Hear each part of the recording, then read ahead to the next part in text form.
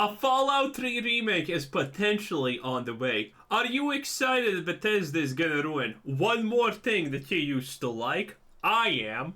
Over the last couple of years, the rumors around a Fallout remake have been seriously ramping up. Between insiders, rumored spin-off games, and even Bethesda's own leaked roadmap that could promise a Fallout 3 remaster in the next couple of years, there have been all kinds of wild leaks and speculation, but frankly, we have no idea if any of that's actually happening. But thankfully, of course it's happening. Bethesda is at the classic crossroad points where they are too incompetent to make anything good, aka their last 3 or 4 or whatever many games. And when you're at this point in life, you can only do one thing: try to bank on nostalgia and remake games that people used to love. And they decided to start probably with Oblivion, which is the worst decision you could ever make. Honestly, for Bethesda at this point, it would make sense more to re-release Skyrim 5 more times than actually remake Oblivion, because Oblivion, Morrowind, and so on are games that you fondly remember from your childhood, but they don't actually hold up in real life. That's the brutal reality of it. The combat style of Oblivion and Morrowind, well, I actually don't know if Oblivion is the same as Morrowind because I only played Morrowind as a kid. Is not gonna work well with modern day players. The idea that there's an invisible dice being rolled that you hit your opponent or not, and you have no idea that's even happening, and it just looks like a giant bug that you're not hitting your opponent no matter what. Yeah, that doesn't work nowadays. It just doesn't. I'm sorry. Remember those memories? They're cool, but you probably honestly do not want to relive them. modders are coming to the rescue once again, as we just recently got a gigantic update on the Fallout 3 Remake mod, as Fallout 4 The Capital Wasteland project is something you can actually get excited for. They just had a big reveal around their Pit DLC. Just like they did for Point Lookout, they are now remaking the entirety of Fallout 3's Pit DLC in Fallout 4's engine, and even including some extras this time around. The Pit... Yeah, but modders are in Bethesda. I will trust modder a lot more than I would trust Bethesda with anything nowadays. In Fallout 4 will open up almost identically to the Pit in Fallout 3. Werner reaches out to you via distress signal, and you're going to meet up with him in the Commonwealth after dealing with a few Pit raiders. But since this is in the Commonwealth, things will be slightly different. Those initial Pit raider locations are added onto the map of Fallout 4, and the team here did a shockingly good job at creating near identical copies of those same locations in Fallout 3. So even if this is just your first time ever experiencing the Pit, it'll still feel pretty similar. The voice work for this mod will also be fully custom. They can't just reuse the voice lines from the original Pit DLC. Thank you for your help with those guys. They finally tracked me down. You've come about the broadcast, right? The Pit is a mess. Nearly everyone who lives there is either sick, dying, or... That's some Fallout quality for you, bruh. No, lips don't even move. It's the water and the air. You can't escape it. Wow, that's really off-putting though, isn't it, when the lips don't move at all? That's like strange. Imagine if I constantly talk like this and you can't really see the lips move. Kinda awkward, isn't it? It is what it is. You stay there a few years, and no matter what, he'll get you. But honestly, that's not a huge problem because this sounds absolutely fantastic. They managed to find a voice actor that so closely resembles Werner that it almost sounds like a better version of the original voice acting. Currently, the voice work in the trailer is a mix of work in progress and properly voiced, but they are recruiting voice actors, so if you're interested, I'll have some links down below. One short disguise change later, and Werner and you are able to head off to the fully recreated Pit. And if it has been a little while since you played the DLC, you may not realize how insanely accurate all of this is. The environment here is identical to what we had in Fallout 3 originally. With their past Point Lookout DLC, you could literally use guides from the original Point Lookout release to help you with the Fallout 4 remade version. And it seems like with the Pit, we're going to have a similar degree of accuracy, even down to some of these raider spawn locations being perfectly matched up. But of course, even beyond that, all the dialogue and when it's prompted will also match up perfectly. The exact same choices and dialogue options are all here. But where things truly go to the next level is with this walkout scene into the Pit, and you can really start to appreciate how much of an upgrade Fallout 4's engine is compared to Fallout 3's. You can really see this with the lighting and weathers from the Pit. It just looks... I mean, at least he found something almost positive to say about Bethesda. Fallout 4 looks slightly better than Fallout 3. Big thumbs up. Bethesda has deposited 5 cents in your account. So much better for Fallout 4. The skies have more detail and life behind them, where in Fallout 3 things just looked a lot more washed out. And these updated weathers were even somewhat inspired by Fallout 76's take on the pit. We now have this pretty awesome cross-section where we could see both a modder take on recreating this area, but also Bethesda recreating the pit for Fallout 76. And as we cross the iconic pit bridge, what stands out to me is just, again, how accurate this all is. These mines are not only in the exact same spots as Fallout 3, but even their textures are changed to be in the exact same style of Fallout 3 instead of just reusing That felt a little bit long for that mine to detonate, didn't it? the Fallout 4 visuals. Both the hunting rifle and dog textures you can see here are also modeled after Fallout 3 style, and even just this bus, which surprisingly enough actually gave me some of the most nostalgia of this entire video. Those Fallout 3 buses really were iconic. And a more specific example of just how insane this attention to detail is, the authors here described how these prisoners with jobs are scripted to always explode once they reach a certain point. So even if there's no mine there, they'll just blow up. Sorry, that's how it worked in Fallout 3 originally, and of course that's how it's working in the remade mod. So it's not only That's pretty good. some of these visuals aligning perfectly, but also the back-end scripting is being done in an identical way, at least for some of this. But this talking scene with mechs really does reveal the power of Fallout 4's updated engine. Wow. Wait, which one is actually the good one? I can't tell. Okay, this is 3, this is 3. Yeah, this is 3. Bro, I mean, it's a hard job always trying to praise Bethesda, you know? It is what it is. I love it. Another slaver wandered back here, huh? You couldn't even get over the bridge, could you? In that, you can hear a bit more of this revoiced content, and again, it just sounds insanely accurate. They're doing a great job at getting voice actors that very closely match what we had previously. So now, all of this was showcased as a part of the recent C3 presentation, where a ton of modders got together to share progress and updates on some of the largest upcoming mods for Fallout and the Elder Scrolls. And during this, we further learned that the pit isn't just some distant pipe dream. The questline here is completely implemented already, and it's playable from start to finish. But this team decided to take things with the pit even a bit further, and they also showed that they're adding an entire expanded area to explore and experience during or after. That's nice, that's nice. I'm assuming a lot of people haven't actually played the pit. I haven't. Because Fallout 3 is a bad game. Okay? You probably think of it as some kind of big thing, but the reality is Fallout 3 is kind of meh. Fallout New Vegas is where it's at, boy. Okay? If you think Fallout 3 is amazing, got bad news for you. You're probably looking at through rose-tinted goggles. Ew. This quest line. So of course this will be Fallout 4. You'll be able to remain and visit the pit even after you finish the main quest here. But now there's also going to be a large expansion on the original DLC. There's going to be several new settlements, some collapsed but also some inhabited, like a couple of new wild men settlements. Here we can see them building out a crashed airplane into a proper settlement with some environmental storytelling within to expand the wild men faction. And there's another really awesome windmill settlement that is also going to be occupied by them. Unironically, the biggest advancement any settlement in the game has ever done. A windmill. It's almost like this thing that they added is not lore accurate because, as we all know, there cannot be any advancements in the Fallout universe. You can't. Everyone is under a mutual contract to never build anything but rotten wood buildings. Man, these guys are pushing the limit here lore-wise.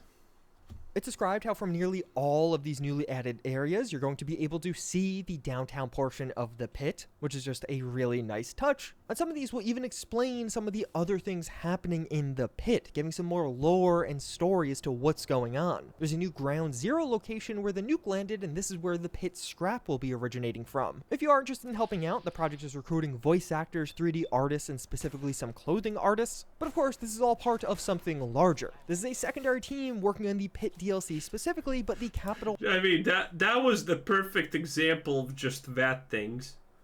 Wasteland project overall has still been making a ton of progress on their larger Fallout 3 remake, and thankfully they're just giving us the opportunity to play a bit of it early with the pit DLC first. But Fallout 3 is not the only Fallout game with a remake that you should be looking forward to. Fallout Vault 13, aka the Fallout 1 remake mod, is also on the way, and this team too has announced an upcoming demo of their own. A playable demo consisting of the Inyo is on the way. This is going to give you the opportunity to explore not only Vault 13, but also Shady Sands, two locations that we already got an extensive look at from their past look gameplay, at this. and even Man, this is gonna just confuse Fallout fans even more with lore. How can we build things? Further, this will also include Vault 15 and everything in between these areas. The playable area can be seen here, described how this is going to be about 1/3 the size of the Commonwealth, and more so than anything, this should be a magical experience. The first I mean, this does look cool. This does look like something you could kind of look forward to even. Amazing. proper opportunity to experience the old school isometric Fallout games, fully recreated in Fallout 4's engine with a ton of 3D work to make it all possible. And even other custom work like re-implementing the Fallout 1 skill system, which this mod is also doing. This project recently did an interview with No Mutants Allowed, and we learned a lot more about what's going on and what is making this one so unique, such as it not actually being a full-on open world. Fallout 1 features this distinct map system where you travel to distinct areas and then interact within those maps. But yeah, I was wondering, what are they gonna fill the desert with? Nothing? Because there's like, what, 5 locations in this game? sheer scale of Fallout 1's Oh, world there's more than 5 locations. Shut up. made it so it would be near impossible to recreate that in a fully open world section. So instead, for the 3D adaptation with Fallout Vault 13, they'll be employing a nice hybrid, 5 distinct open world areas that interconnect with a somewhat familiar map system for getting in between them. With this in mind, quite a few new locations are being added to fill out the in-between of areas. So Yeah, that would make a lot of sense, because what are you gonna do? Not add anything and just have like 3 cities and call it a day? I don't know. Considering, Fallout 1 has, well, decent roleplay, decent story and stuff. Fallout 2 Remake also could have good stuff. there'll be things like small caves to gift shops and even full-on abandoned towns. In Fallout 1, you really just went to the points of interest. You went to the big town. But with Vault 13, since you'll be able to walk in between points so much more, that you have to actually add things there to keep things interesting. So it'll almost have this hybrid exploration style, crossing what we had in Fallout 1 with some of the more modern Fallouts. But it's not forgetting its Fallout 1 roots. This mod will feature a redesigned random encounter system. Not too many details on this are known, but in the original Fallout, random encounters could occur while traversing on Yeah, that's not a good idea, Chief. map tiles, and something similar is being added here. Good and even luck. combat will be somewhat different, with crits relying on luck rolls. I think this recent interview made it clear just how many unique challenges this project Crits relying on the luck rolls? I don't even know what creates a crit in this game, honestly. I have never known that, and I'm completely fine with not knowing why I crit in any Fallout game, to be honest. It's completely fine. Not a big issue. has faced with feature adaptation. Like, of course, the initial challenge of taking this isometric world and adapting it to a 3D space, but then also making sure this all flows together properly. But thankfully, they are getting some help, as just recently we also got an update and a new announcement from Fallout 4 Project Arroyo, aka the Fallout 2 remake mod. They just shared this new locations trailer, along with the announcement that a partnership will now exist between Vault 13 and Project Arroyo. This likely to share assets, speeding up the development of both of these mods. And if you have played Fallout 2, I think this new locations trailer from the remake should get you pretty hyped. Several of the most iconic locations. Look at that, trees. Again, the Fallout lore makes so little sense, it's insane. I absolutely just love looking at different Fallout games and saying, like, yeah, nothing here makes any sense. I love it. Hey, as long as it's a good game, I don't care. I'm completely, by the way, fine at this point, just looking at every Fallout game as its own lore, as its own shtick, as its own thing, because I have completely given up on any hopes of having a canon story to Fallout. It's just a nonsensical thing at this point. Every game just rehashes, retcons, and does God knows what to the already existing lore. Like this, you can go out of a vault, and a Mr. Handy can tell you something that is canon, and 5 minutes later it's proved not to be canon because it doesn't exist in the world. It's just that bad at this point. So, I'm okay with that. are already recreated for this mod. But honestly, to me, it was these shots from within the Temple of Trials that were the most illustrative Oh, jeez, this place. of what's actually being done here. Ants. You can see some spooky background and some ants crawling around, but look at what this is all based off of. It is a lot more effort Yeah, I remember this. Pain. A lot of pain. to recreate locations like this as opposed to with the Fallout 3 or even New Vegas remakes, because it isn't just a simple remake, but in many ways a reimagining of those places. And while it is very much so the locations trailer giving us a look at some of these stunning environments being made, we also see quite a few new assets here as well. Recreated weapons from Fallout 2 are featured, the 9mm Mauser can be seen, and even a Desert Eagle. The early Fallouts actually had many real-world Is that from CS? weapons, and they even had the exact same names. And we could see a few more of these later on in the trailer. Some of these are even Oh, already that looks good. released as standalone downloads, but also a ton of creatures redesigned in the style of Fallout 2. This mole rat is awesome, such a distinctive look compared to what we had from Fallout 3 onwards, but I think a perfect embodiment of what those Fallout 2 mole rats look like. Later on, we could also see some regular rats. Bruh. Fallout 2 had both mole rats and Look at that! He's shanking them like he's British. Yo! Is a seagull gonna just swoop in and eat the carcasses? regular rats throughout its ways. But speaking of standalone releases, Fallout 4 New Vegas, the New Vegas remake mod, has also been busy releasing a ton of content. Okay, there we go. There we go. of their That's own. good. Last year, we saw several new weapon mods come to Fallout 4 from this team. The AP7 laser pistol was implemented into Fallout 4 as a true laser pistol with some awesome But literally did not do a single playthrough Animation. of Fallout New Vegas ever with laser weapons. I don't know. Laser weapons are just kind of annoying to a degree. and it even came with its very In Fallout 4, the laser weapons were okay and cool. But I don't know. In New Vegas, the only thing that I really ever used was the one that you get in. What's it called? The not the Gunrunner's Arsenal, but the other Von Graf's, their laser rifle, the one that shoots the green stuff out. That one.